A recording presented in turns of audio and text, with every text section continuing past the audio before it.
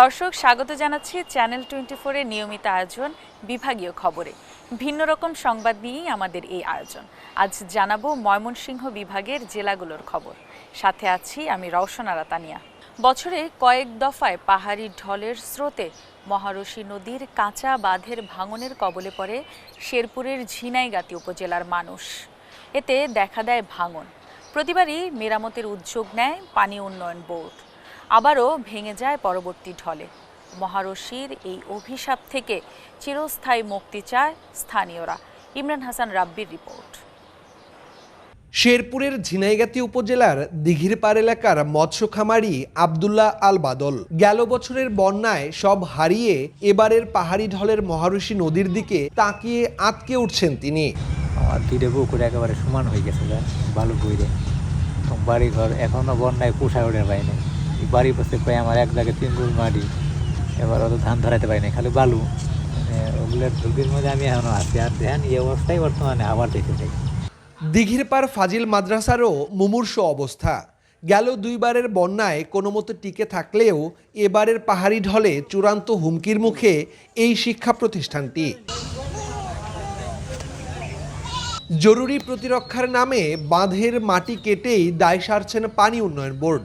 স্থানীয়দের অভিযোগ, নির্দেশনা অনুযায়ী কাজ না হওয়ায় প্রতি বছরই মহারশীর ভাঙনে ভয়াবহ ক্ষতির মুখে পড়ে ঝিনাইগাতিবাসী। এখানে যে বাঁধের জিও ব্যাগ ভরার জন্য যে কাজটা করা হচ্ছে, সেখানে আরেকটা ওই রাস্তার বাঁধেরই মাটি দিয়ে এই রাস্তাটা মেরামত করার চিন্তা ভাবনা করা হচ্ছে, যেখানে আরেকটা বিপর্যয় হওয়ার সম্ভাবনা।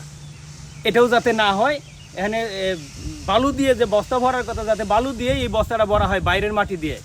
বাদ কাইটে আবার বাদ বাঁধা, এটা আসলে আমরা এলাকাবাসী ঠিক বুঝতেছি না যে এটা কি ধরনের এটা উপকার আমগর হইতেছে।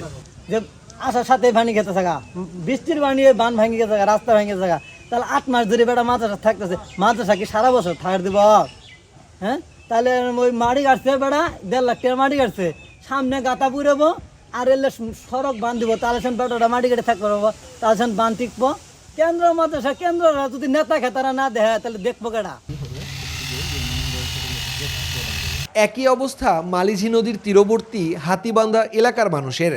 গেল 2 বছরের বন্যায় ক্ষতিগ্রস্ত ব্রিজ ও কাঠের সাঁকো নিজেদের টাকায় মেরামত করেই চলতে হয়েছে তাদের।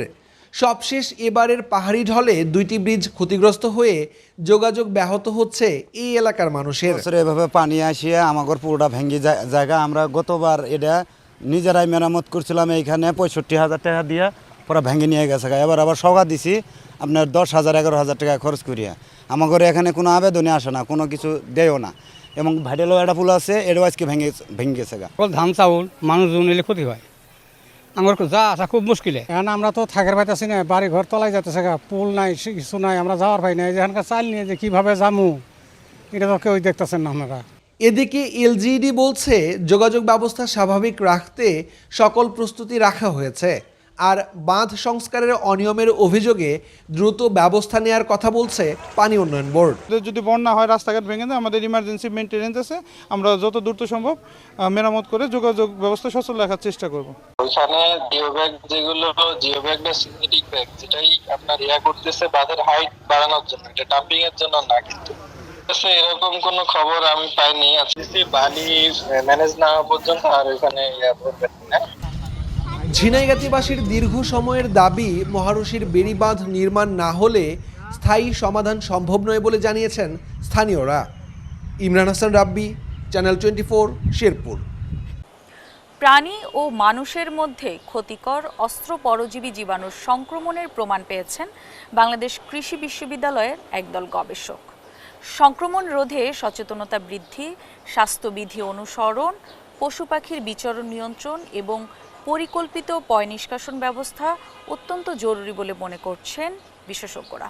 সুলতান মাহমুদ কনিকের রিপোর্ট।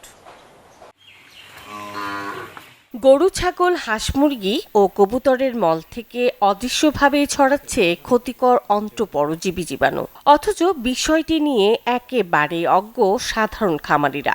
নিজের অজান্তেই তারা হয়ে পড়ছেন সংক্রমণের শিকার। দাদারা গরু পাললে এসে এভাবে আমরা গরু পালতাছি, আমরা গরু থেকে যে কিভাবে রোগ ছড়ায় এগুলি তো আমার জানা নাই। ওইভাবে আমরা খাওয়ান খাওয়াই বা হাঁস মুরগি পালি। কতদিন ঘরে ঘরে আমি এইটা রূপটা আছে আইতাছে বাইরে হাত মারি আছে এটা হ্যাঁ খুললা যা সম্প্রতি ময়মনসিংহ নগরীর কেওকাটখালী রেলওয়ে কলোনি এলাকা থেকে পশু পাখি ও মানুষের মলসহ প্রায় ১৫০টি নমুনা সংগ্রহ করেন বাংলাদেশ কৃষি বিশ্ববিদ্যালয়ের প্যারাসাইটোলজি বিভাগের অধ্যাপক ডক্টর মোহাম্মদ শহীদুজ্জামানের নেতৃত্বে একদল গবেষক। নমুনাগুলোর ডিএনএ বিশ্লেষণ, পিসিআর এবং সিকোয়েন্সি পদ্ধতিতে করা হয় পরীক্ষা নিরীক্ষা। পরীক্ষা নিরীক্ষার পর নমুনা থেকে মানুষের জন্য ক্ষতিকর ক্রিপ্টোস্পোরিডিয়াম, ব্লাস্টোসিস্টিস, জিয়ার্ডিয়া এবং অ্যান্টাবিমা হিস্টোলিটিকা শনাক্ত হয়। বিশ্লেষণে দেখা যায় কিছু প্রজাতির পশু পাখি থেকে মানুষে এবং মানুষ থেকে পশু পাখিতে সংক্রমণ ঘটাতে সক্ষম। গরু, ছাগল এবং বিভিন্ন এই পোষা প্রাণী, বিশেষ করে আপনার এই কবুতর, এদের মলমূত্র স্যাম্পলটা আমরা কালেক্ট করেছি। কালেক্ট করে আমাদের ল্যাবে নিয়ে আসার পরে আমরা প্রথমে এই ডিএনএ এক্সট্রাকশন করেছি। ডিএনএ এক্সট্রাকশন করার পরে আপনার এই পিসিআর পদ্ধতির মাধ্যমে আমরা এই মানব শরীরে রোগ সৃষ্টিকারী বিভিন্ন জীবাণু শনাক্ত করতে সম্ভব হয়েছে। এলাকাগুলোতে জনসংখ্যা খুবই ঘনবসতিপূর্ণ এবং এই অঞ্চলে মানুষ, পশু পাখিদের যে অস্বাস্থ্যকর যে পরিবেশে বসবাস করে, সাধারণত এই অস্বাস্থ্যকর পরিবেশে তাদের মাধ্যমে যে এক প্রাণী থেকেও অন্য প্রাণীতে যে রোগীর বিস্তারটা, সেটা আমরা মূলত খুঁজে বের করার চেষ্টা করেছি। বস্তির পরিত্যক্ত আবর্জনা থেকে গবাদি পশু ও পাখি সংক্রমিত হচ্ছে। পরোক্ষভাবে এসব প্রাণীর সংস্পর্শে এসে মানুষও জীবাণুবাহী হয়ে পড়ছেন, যার ফলে ডায়রিয়া, অপুষ্টি, দুর্বলতা এবং জটিল পরিপাকতন্ত্র রোগে আক্রান্ত হচ্ছেন অনেকে। আমরা কিছু জীবাণু শনাক্ত করতে সক্ষম হয়েছি। এসব জীবাণুর মধ্যে ক্রিপ্টোস্পোরিডিয়াম, ব্লাস্টোসিস্টিস, জিয়ার্ডিয়া, অ্যান্টাবিমা হিস্টোলিটিকা এগুলো আমরা শনাক্ত করতে পেরেছি এবং এগুলোর জিনগত বৈশিষ্ট্য নিরূপণের মাধ্যমে, বিশ্লেষণের মাধ্যমে আমরা দেখতে পেয়েছি যে কিছু কিছু প্রজাতি পশু পাখির থেকে মানুষে এবং মানুষ থেকে পশু পাখিতে সংক্রমিত হতে পারে। বিশ্লেষকরা বলছেন, যথাযথ পয় নিষ্কাশন, পশু পাখির পরিচ্ছন্ন পরিচর্যা এবং নিরাপদ পানির উৎস নিশ্চিত করা গেলে এই সংক্রমণ অনেকটাই প্রতিরোধ করা সম্ভব। Desk report, channel 24। পর্যটনের অনেক সম্ভাবনা থাকার পরও দীর্ঘদিন অবহেলিত ছিল নেত্রকোনা সীমান্তের কাঁঠালবাড়ি গ্রাম। দীর্ঘদিন আন্দোলনের পর সেখানে কাঁচা সড়ক নির্মাণ করেছে এলজিইডি, যা এলাকার পর্যটন, শিক্ষা ও স্বাস্থ্যমানের ব্যাপক ভূমিকা রাখবে বলে মনে করেন স্থানীয়রা। হানিফুল্লাহ আকাশের রিপোর্ট। নেত্রকোনার কলমাকান্দা উপজেলার লেঙ্গুড়া ইউনিয়নের চৈতানগর থেকে কাঁঠালবাড়ি পর্যন্ত ১.১24 কিলোমিটারের সড়ক এটি।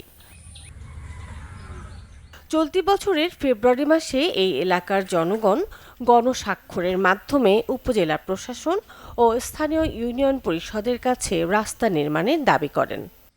চলাফেরা সুবিধা হয়েছে এবং রুগী বার্তালে যান যায়, ছেলেমেয়েরা স্কুলে যেতে পারে সুবিধা মতো।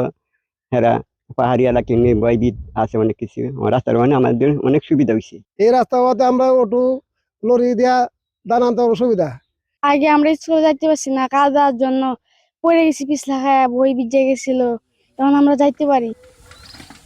কলমাকান্দা উপজেলার প্রশাসন স্থানীয়দের দাবির প্রেক্ষিতে রাস্তা নির্মাণের জন্য উপজেলা বরাদ্দ প্রদান করেন। রাস্তা সংস্কার সহ নির্মাণের পর স্থানীয়রা বেশ আনন্দিত। এখন তো নতুন রাস্তা, খাড়া বেশি, এখন তো যাতায়াতের কষ্ট, কিন্তু এটা যদি রাস্তা যদি পাকা করে দেয় তাড়াতাড়ি, তাহলে সুবিধা হবে বেশি। পাহাড়ি এলাকার মানুষের জন্য এই রাস্তাটা একেবারে সরু এবং চিকন ছিল।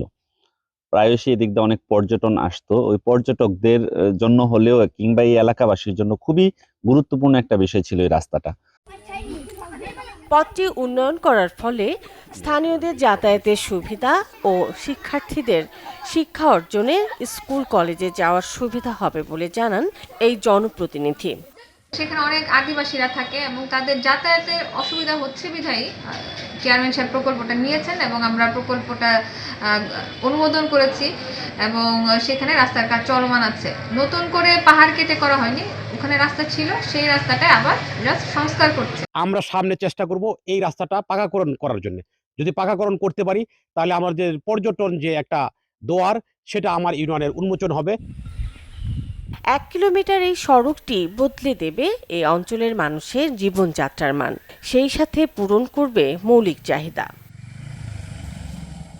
Desk report, channel 24। দর্শক, এই ছিল আজকের বিভাগীয় খবরে।